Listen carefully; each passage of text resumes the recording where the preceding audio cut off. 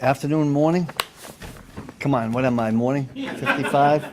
5 minutes morning left. I could say good morning.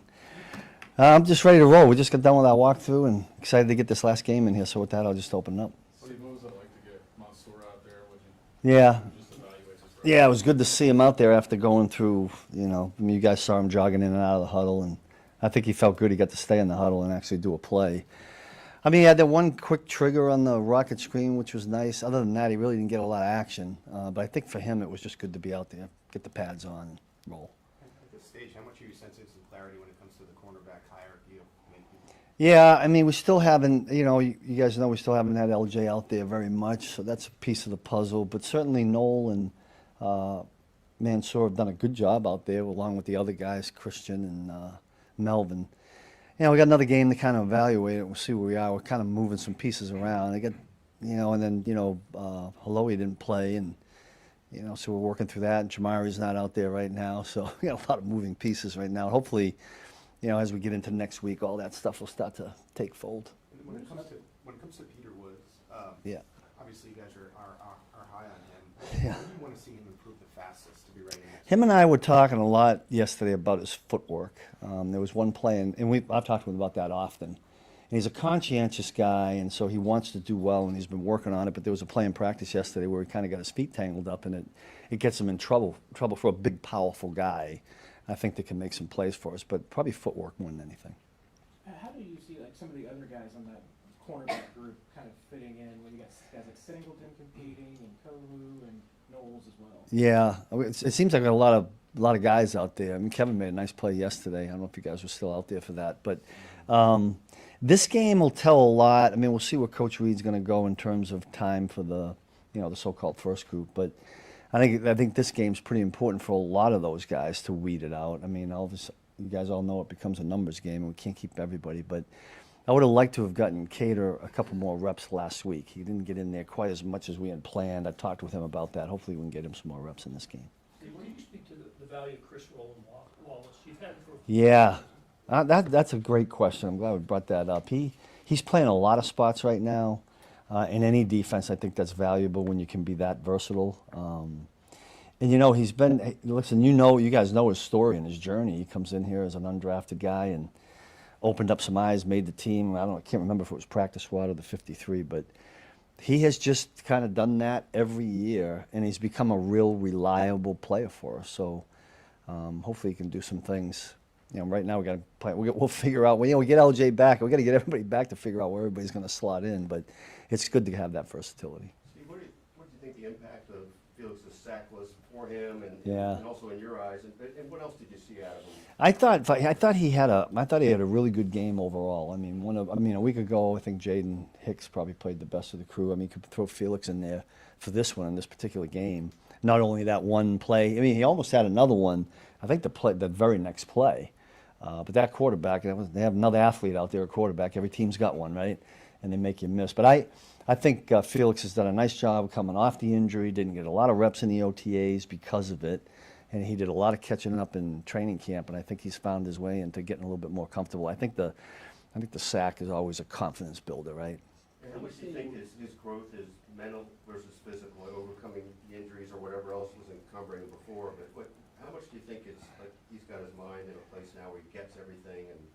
And I think we're closing in on that. Yeah. I think there was a time when he was pretty leery about the injury, but I think he's over that now. I mean, I don't know if you guys get a chance to talk to him, but it feels like that to me, And I think your point about the sack, I mean, that usually gets things out of your head when you feel like you can do that. So that's a good thing, and hopefully he can build on that and have another good game. Couple more. With Legarius, he practiced a little bit. I mean, Yeah. what do you think this is going to be? Well, I think I check in with Rick every day, Rick and Julie, to see where we just don't want any setbacks, And the one thing about having LJ here is, I mean, we know exactly what he is and what he can do. So I feel confident in that. He knows the system. He's kind of right back into it and embraced it. He's he's a student of the game in the meeting rooms, which is good for the young guys to see. So he's been helpful that way. And then we're just kind of chipping away at building, a number of reps to get him ready, hopefully, to play in the regular season. But one of the things I'm always cautious about is I don't want him to go backwards health-wise. And when he was here before, he had to manage that too. He wasn't particularly healthy last year. Right, yeah, but they, Julian, Rick, and the crew, they did a great job with that, and hopefully we get the exact same thing. I mean, I think he feels good about that. He needed some strengthening, I think, early in the training camp, and, don't throw guys out there that are maybe susceptible to injury, so I think we've been smart with it. And I think it helps that we know him. It'd be different if you brought somebody in brand new and he missed all this time. With LJ, I think we're confident he can do it. We're gonna go 3 more. We'll start with Pete. Coach Onsi, it's been a few years since he's been inside-outside. I guess Yeah. How open are you to that full? Yeah, we've been, LJ and I talked about it a lot. I mean, he's comfortable in both. Here's his response always when I ask him, wherever you need me. That's what he says. Like, do it. And so a little bit of it will be determined by how, who else is out there and what they can do and whether LJ was always a lot like Trent. LJ was always effective inside. But when we needed him to match up on somebody outside, that kind of dictated it. So that same thing might happen. We'll see where the other guys are. What about Matt and then Nate? Second week in a row, we're talking about Jaden Hicks. Yeah. Having a pretty good game. I know we talked about him last week, but are you seeing more of that consistency? Yeah, Sam brought up the point, or I brought up the point about Felix getting some confidence with the sack. Same things happen with DBs. Like he got some tackles, and he made some good calls, and he had the big play when we brought him on the blitz. So I think he's getting confident too, and I see that out at practice. I mean, his communication with the guys is better. And he'll get some more opportunities this week, and let's hope he can keep doing that because he's a big body that can run. I'm always teasing about how good looking he is with his curly hair, and I thought he'd be in GQ magazine someday instead of football, but he's being a better football player now. So. And with the injuries, Wampa got to start the other night. What did you see from him? Well, that was kind of dictated by when Gilman couldn't go. Yeah, he's been steady. I mean, there's some growing pains rookie-wise with X, but he does play physical. We knew that from when he was playing at Iowa. So hopefully he can stay on that same kind of course and maybe get him some more foundational reps in this game. That'd be helpful too. Last one, Nate. Anything you've learned? Nate, you're hiding in the back there. Yeah.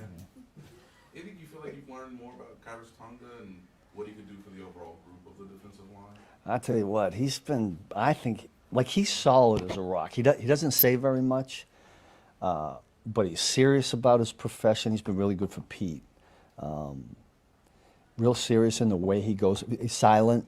He doesn't say very much, but he knows what he's doing, and he's physical when he does it. And, this offense we're getting ready to play here knocked us around last time we played him in the preseason. And a lot of that, when a team attacks you like that, it's really important that the inside guys are stout, and I'm hoping we can come away in this game saying that we have that, and KT's a big part of it. How much of him was the free agency period where, he may have gone on as a under the radar signing, but what did it feel like it did for you and your group when you guys did acquire him? Well, we knew we were pretty thin there. We were losing guys, and Mike Pennell moved on.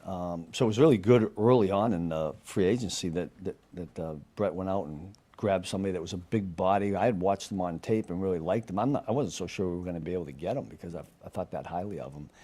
And we knew about him from BYU. I mean, with Andy's connections and whatnot. So it was good to have some insight on a guy like that. And I think he's lived up to everything we thought he would be to this point.